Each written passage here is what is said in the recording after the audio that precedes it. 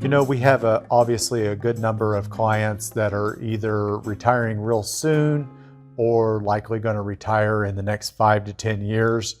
And of course, when we're working on planning, we're talking about expenses, income needed in retirement.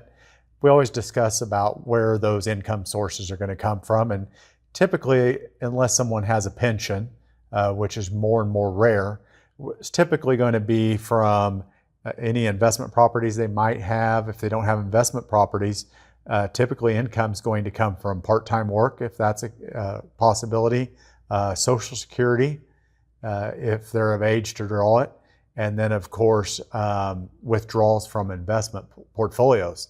And that's the subject I'm going to talk about today is what are reasonable rates of to withdraw from your retirement accounts.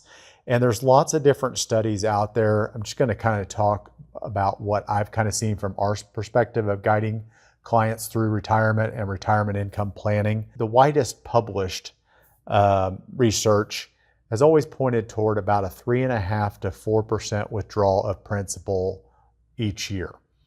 So, if you have $1 million account, possibly you can withdraw $35,000 to $40,000 per year gross before taxes out of a portfolio like that, and have probably somewhere a 95+% probability of not outlasting your money, but your money outlasting you. That's a good starting point on a diversified portfolio. That's a good conservative starting point. 4.5% to 5% withdrawals for a lot of people, especially if they don't have 30 years in retirement. Maybe they're going to have 20 years in retirement because they worked a little longer.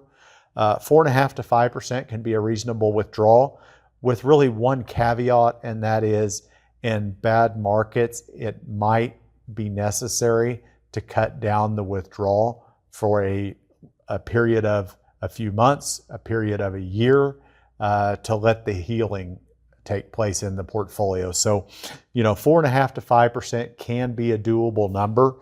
Where we see folks get into trouble is in that 6+% withdrawal ratio, because typically when you're retired, you're wanting to dial back the risk in your portfolio and not have 100% in stocks. So obviously that makes it very challenging to get a 6, 7, 8, 9% return on a more conservative portfolio in your retirement. If an investor is to take a 6% withdrawal, it's going to take a lot of planning, a lot of flexibility, and a lot of periodic adjustment to spending.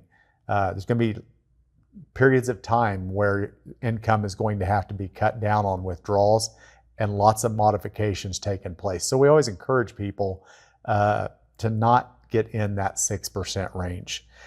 At an 8% withdrawal rate, and I bring this up because there are folks out there who think, or experts who believe an 8% withdrawal is doable. And I guess in a perfect environment, in a good 15, 20-year run in the market, maybe it is.